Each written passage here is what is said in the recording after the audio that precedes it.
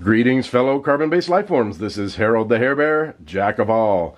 Today I'm going to do a quick re-unboxing of the Potensic Navigator U36D Quadcopter FPV system. This is a re-unboxing. I was able to take it out of the box when it first came in a month or so ago. I did get one flight in, but unfortunately our weather has been snowy, rainy, windy, and simply not conducive to flying recently. That should change in the next few weeks as we get into spring. The system comes in a nice carrying case, as you can see, black metallic with aluminum and chrome accents. Pop it open, and this is how it's packaged. It comes with a very nice manual, user manual. It's very detailed. There's a thank you and caution card as well. There was some caution tape around the quad itself, which I took off the first time I unboxed the quadcopter. By the way, if you hear me use the term drone, I apologize. A lot of the mainstream media and fellow YouTubers and reviewers use the term. I prefer the term quadcopter. I feel that drones are flown by computers, whereas quadcopters are flown by pilots, and I'm a quadcopter pilot. I'm actually quite good with line of sight flying, but I am not good with FPV yet, and that's one of the reasons I purchased this kit. I do have a very nice Rise Fusion quadcopter, racing copter, that came with a full FPV system, but it is so fast that I have not really had a chance to get good with the FPV part of that. But again, I enjoy the Rise Fusion very much. I'll hopefully have some footage of that flying in the near future for you. This is the Potensic Navigator quadcopter. The prop guards are removable, though I've chosen to keep them on while I learn FPV just to protect the quadcopter itself. It has a proprietary battery system.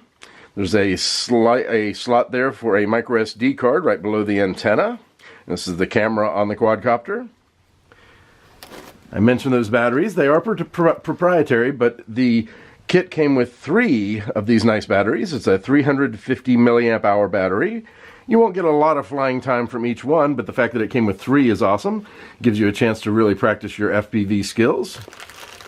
Some of the accessories that it came with, there are 2 chargers for these proprietary little batteries.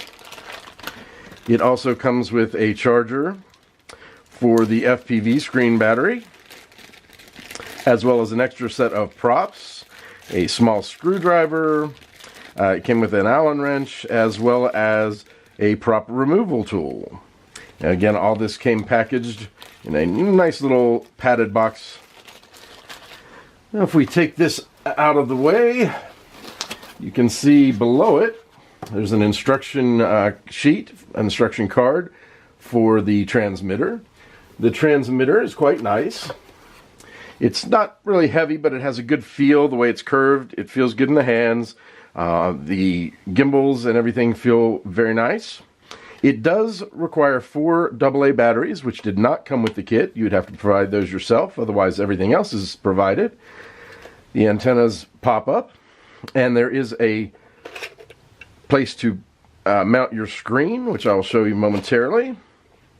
You have buttons to start your video, as well as to take pictures. The trim buttons are on the back, as well as pressing this button allows you to change rates. It does have headless mode, which I'm not a big fan of, but it may be good for some people as they're starting out learning how to fly quadcopters. And it does have an altitude hold button, which again will be very helpful. The rest of the kit, it has the straps for the FPV goggles. And this is the battery that I mentioned for the FPV screen. As I pull out the goggles, you can see they're not very large. They are well padded, but they should do a good job allowing me to further learn the art of flying quadcopters, FPV style. The screen itself slides right out. The battery pops in, and the little antenna pops up. Your power button is on the back, and then you have various controls here, such as brightness and contrast. As you can see, I haven't even taken the protective covering off. I mentioned that can and does fit into this holder on the transmitter. And that way you can practice your FPV this way, using the screen directly, as well as by putting it in the FPV goggles. Now, I hope you've enjoyed this. Again, I will be getting it out here as we come into spring, getting some flying time in and trying to learn how to fly FPV. I hope you enjoyed this, and I will try to get some actual footage of the quadcopter in action as soon as I possibly can. Again, I'm Harold the Hair Bear, Jack of all. Peace.